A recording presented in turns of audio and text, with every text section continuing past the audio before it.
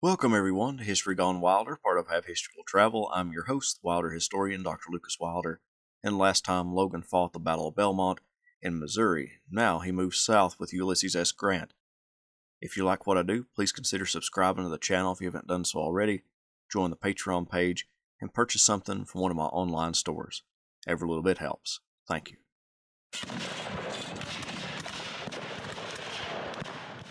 Logan won praise for his actions at the Battle of Belmont.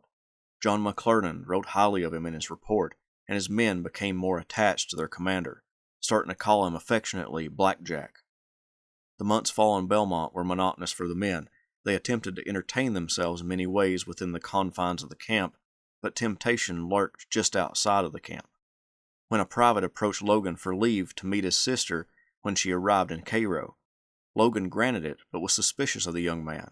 So he detailed 2 soldiers to follow the young man. The next morning, the detailed soldiers found the young man drunk, put him under arrest, and brought him to Logan. Logan lectured him and then ordered him to unearth a stump as punishment. Logan was technically still a member of Congress. He hadn't resigned yet.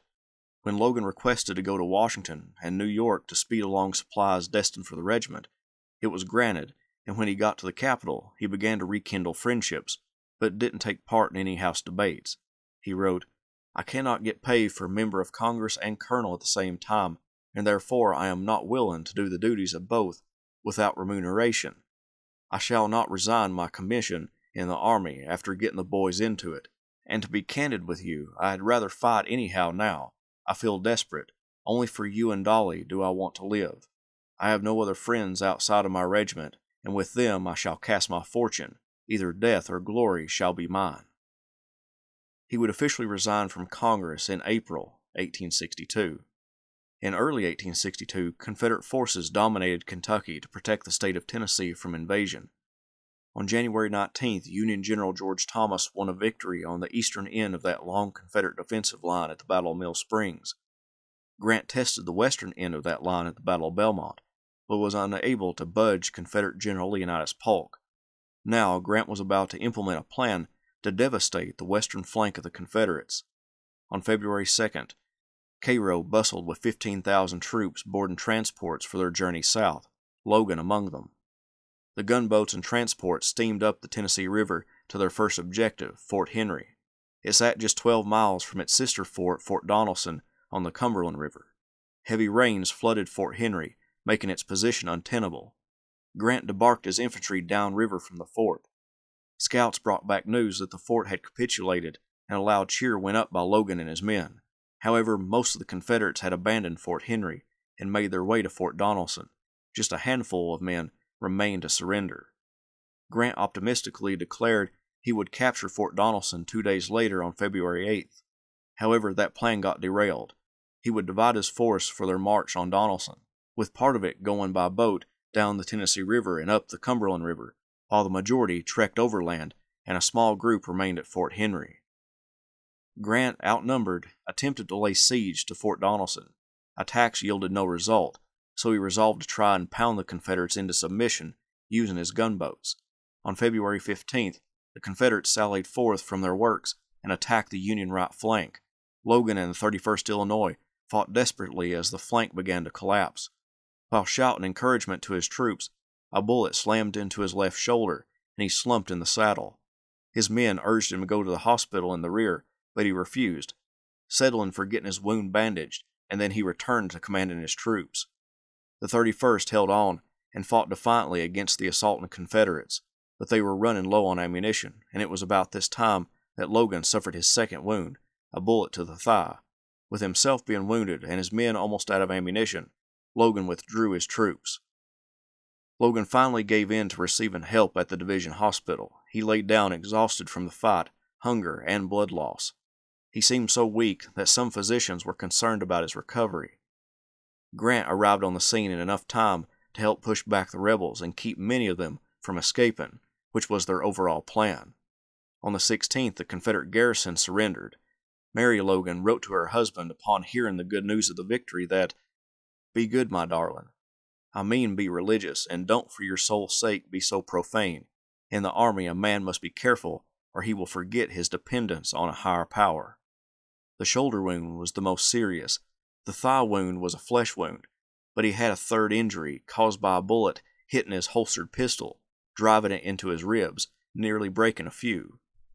It was first reported that Logan had been killed in the fight, and Mary read it in the paper and was determined to go to him. She found out he was only wounded, and she persisted to see her husband and take care of him.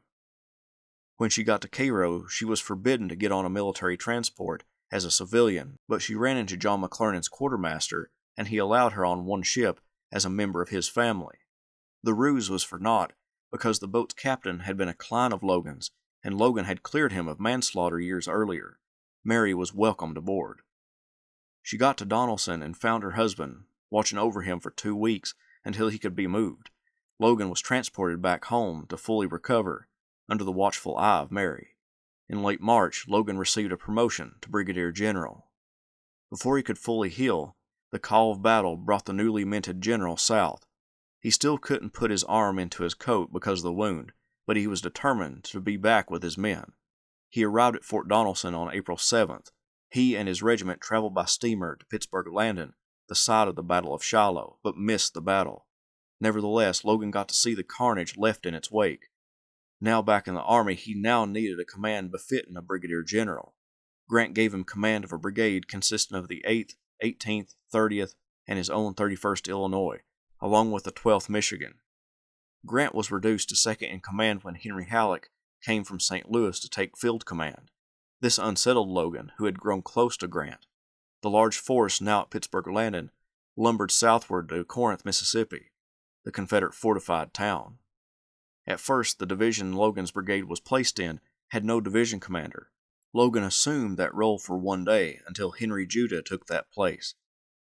The army moved at a snail's pace, covering just a couple of miles in a day's march, and every evening was filled with building breastworks to throw back a Confederate attack that never came. A frustrated Logan wrote to Mary, "I have been almost tempted after this fight is over, if I get through alive, to resign, though I do not know what to do. Judah is a perfect sapsucker, no sense at all." Logan's brigade was in the reserve on the approach to Corinth, but William T. Sherman, on the right of the Army's movement, requested a brigade from the reserve to put on his flank. It was granted, and Logan's brigade was chosen. Logan's men performed admirable work, driving the Confederate skirmishers in. On May 28th, Logan heard train whistles blowing and loud cheers erupting from Corinth. The speculation was that the rebels were being reinforced.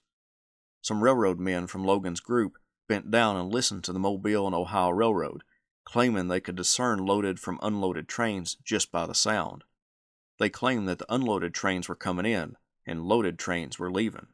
Logan agreed with their assessment and took that information to Grant, who told Halleck about the theory. But Halleck wouldn't believe it. He felt that the Confederates were being reinforced. Halleck soon found out how wrong he was when the Union Army entered the town a short time later, abandoned by the Confederates. It was a hollow victory for Logan, but he soon had a new assignment. He was to capture Jackson, Tennessee. He arrived at the town on June 7th and captured it with only minor enemy resistance. He became the post commander, while his overall commander, McClernand, remained at Corinth. Logan quickly understood the monotony and anxiousness associated with garrison duty. As the commander, he dealt with soldiers looking to get into trouble to break up the regular chores, and he received repeated reports of rebel guerrilla bands all over his district. Logan needed to discover the real threats and discount the imaginary ones. His men, when not in camp, were thrown out in all directions, attempting to stop the raiders, both real and imaginary. Fellow Illinois Democrat John McClernand was just one step ahead of Logan in their military journeys, getting higher positions in the Army first. Logan's slowness in adopting coercion as a way to solve secession allowed McClernand to rise up higher in politics as well, because McClernand favored coercion earlier. Logan didn't like to be commanded by McClernand, and in late July the rift between the two men began to widen. McClernand ordered most of his troops away from Jackson and moved south about 30 miles to address a possible threat. Logan protested that if most of his force left, this would leave the railroad open to attack, but obeyed his orders. Just as Logan thought, with his garrison diminished at Jackson, the rebels burned a significant bridge and caused a lot of damage. Logan began communicating directly with Grant, who told McClernand to move Logan back to Jackson. McClernand was furious, and the two Democrats kept the telegraph wires hot, jousting with one another, with Logan requesting troops and asking how he could be expected to guard such a vast area with so few soldiers. Not only were guerrillas and McClernand giving Logan problems, the civilian population hated the occupying army. He knew that civilians were helping the Confederates, and he began to require all of them in his area to take the oath of allegiance. Some did, and just went right back to helping the enemy. But one man absolutely refused to take the oath, and Logan confronted him. The old man said he had 5 boys in the Confederate Army, and he would rather rot in prison than take the oath. The determination impressed Logan, and the old man was released. That duty was wearing on Logan. He described Jackson as, "There never was such a hole as this. It is insulting and impudent," and declared, "I am nearly worked to death and must get relief soon or I will break down. I am almost tired of living in the army, though I dislike to quit unless I could do it at some more proper time." Logan requested a 20-day leave, which he received, heading north to Illinois. Politics welcomed him back to the state, hoping for endorsements for candidates for his old congressional seat. However, Logan refused to endorse anyone or even get involved in politics. He wrote, "I express all my views in politics when I assert my attachment for the Union. I have no other politics now, and consequently no aspiration for civil place and power." When a crowd requested a speech, he said, "Party lines and partisan feelings should be swallowed up in patriotism." He spent his 20-day leave with his family and then returned to a chaotic scene. McClernand returned to Illinois to recruit, and this brought added responsibility on Logan, in addition to an increase in raids. September was a month of rest for his troops, and that lull persisted into October. However, the politics present in September hit an all-time high. President Abraham Lincoln issued the preliminary Emancipation Proclamation, stating that on January 1, 1863, that all slaves held in bondage in Confederate-controlled territories, with some locations excluded, would be free. Soldiers remembered Logan's promise earlier in the war that if the conflict became about emancipation, then he would lead his men back to Illinois. But Logan didn't lead a mass exodus of soldiers. He encouraged his men to fight to preserve the Union, but a few men did desert. By November, Ulysses S. Grant was preparing for the Vicksburg Campaign. Logan and his command would travel southwest to the Mississippi-Tennessee line, and Logan would be promoted to commanding a division in the 17th Corps of the Army of the Tennessee, with James B. McPherson being his corps commander. That army pushed into Mississippi and crossed the Tallahatchie River, but raids by Confederate cavalry reduced Grant's communication with vital points to the north. So the army turned around, with Logan and his new division going into winter quarters around LaGrange and Memphis. Logan found that staying idle was the worst possible situation for an army. Desertions were up. He wrote, "It takes all my time to keep the men in camp. The people, President and all, have gone crazy, and I shall hold on to my command a while yet and see if all will not become sane again. If not, I shall probably leave the army."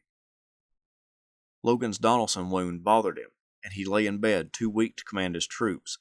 When Mary found out about his illness, she rushed to his side. She did more than nurse him back to health. She carried his messages to subordinates and even reviewed the troops. By February 15, 1863, Logan was ready to take command. Mary went back to Carbondale, Illinois, and Logan prepared his troops to move south.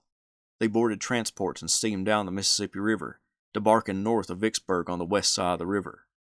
Work on a canal to bypass the city to approach the fortified location from the south was already being constructed, and Logan's troops helped in that process. In mid-March, Logan received a promotion to Major General. It took 2 attempts by Abraham Lincoln putting forward his name to Congress to get the promotion approved, but Logan became a Major General, dating from November 29, 1862. In late March, Grant ordered the canal project ended, and Logan's division did forays around the Yazoo River north of Vicksburg. The Emancipation Proclamation took effect 3 months earlier, and it not only declared slaves held in Confederate-held territory free, but it also allowed for the enlistment of African American men into the United States Army. This became a hotly debated topic in the Army, and Logan heard the talk. By early April, he was ready to declare his stance on the subject. He told his troops that he had been educated to support slavery, but that the war had opened his eyes, and said that slavery must be destroyed. He said in part, "We must hurt the rebels in every way possible, so we'll unite on this policy of enlisting African Americans into the army, putting the one who is the innocent cause of this war in the front rank, and press on to victory." One of his biographers described his change in mindset. Logan's shift of position can be traced to two factors. He was no dedicated abolitionist, but by 1863 he had concluded that everything, even slavery, should be sacrificed if necessary to save the Union. He also had politics in mind. His eye on post-war politics, Logan was growing certain that a narrow Egyptian view of national affairs would not win statewide office. Though his popularity might decline in Egypt, and even there his enemies were more noisy than numerous, every step away from rigid Egyptian democracy brought him praise from northern and central Illinois. His name, long anathema in Springfield, Freeport, and Rockford, was now greeted with cheers. By late April, Grant put his plan to strike at Vicksburg from the south into motion, landing Logan's and other troops at Bruinsburg and pushing inland to Port Gibson. At Port Gibson, Logan was on the Union right as they pushed the Confederates, with Grant's infantry coming from the south and a Union cavalry raid led by Benjamin Garrison moving through Mississippi. The Confederate commander at Vicksburg, John Pemberton, was torn in multiple directions. Logan led the way into Mississippi, poised to strike at Jackson. At Raymond, Mississippi, Logan's division engaged with the Confederates, offering resistance against a Union push to Jackson. Logan's men handled the battle almost entirely themselves, but near the end of the battle reinforcements came up to finish off the job. During the battle, some cooks near the front became scared at the large battle happening around them and skedaddled. One of them, pot in hand, ran headlong into Logan, who asked where he was going. The cook responded, "Old General, I've got no gun, and such a snapping and crackling as there is up there I never heard before." Logan won the battle and pressed on in a northeastwardly direction. When a messenger was captured from Confederate General Joseph E. Johnston to Pemberton, Union forces found that Pemberton was coming out of Vicksburg and heading east, trying to attack Sherman's corps. Grant dispatched both McPherson and McClernand's corps north. The two armies found one another at a place called Champion Hill. It was May 16th when musketry and artillery fire sounded around Champion Hill. Logan was on the Union right, making good headway against the rebels, and even threatened the route of retreat for the enemy. But before it could be exploited, the Union center was being hard pressed. Troops were taken from Logan's flank and added to the center of the Union line. During the climactic part of the battle, Logan shouted just before a bayonet charge, "We are about to fight the battle for Vicksburg." He then turned to his old regiment, the 31st Illinois, and said, "30 Munsters, remember the blood of your mamas. We must whip them here, or all go under the sod together. Give 'em hell." The battle was won, and Pemberton moved back towards Vicksburg. Charles A. Dana, essentially a spy for the Union War Department, to report on the Union Army's movements and its generals, wrote this of Logan. "In the beginning of a fight, he was one of the bravest men that could be, saw no danger, went right on fighting until the battle was over. Then after the battle was won, his mind gained an immovable conviction that it was lost. It was merely an intellectual peculiarity. It did not in the least impair his value as a soldier or commanding officer. He never made any mistake on account of it. Heroic and brilliant, he is sometimes unsteady. Inspiring his men with his own enthusiasm on the field of battle, he is splendid in all its crash and commotion. A man of instinct and not of reflection, his judgments are very apt to be right. On the whole, few can serve the cause of the country more effectively than he, and none serve it more faithfully." Grant's army chased after the retreating rebels, defeating them at Big Black River Bridge, and pursued them to the fortifications of Vicksburg. A few attacks were made on the 19th, but they weren't able to capture the city. Flushed with victory and knowing that Joseph E. Johnston's Confederate army was somewhere behind him, Grant decided to attack on May 22nd at 10 a.m. Logan led his division into battle, but even the daring Logan couldn't break into the Confederate fortifications. Logan's division, as well as all of McPherson's corps, occupied the Union center. They began throwing up fortifications of their own to combat the rebels. The siege lines got so close to one another that one of Logan's men threw a hardtack cracker into a Louisiana regiment's trench with the word starvation written on it. A few moments later, the hardtack came back with the words 40 days rations and no thanks to you.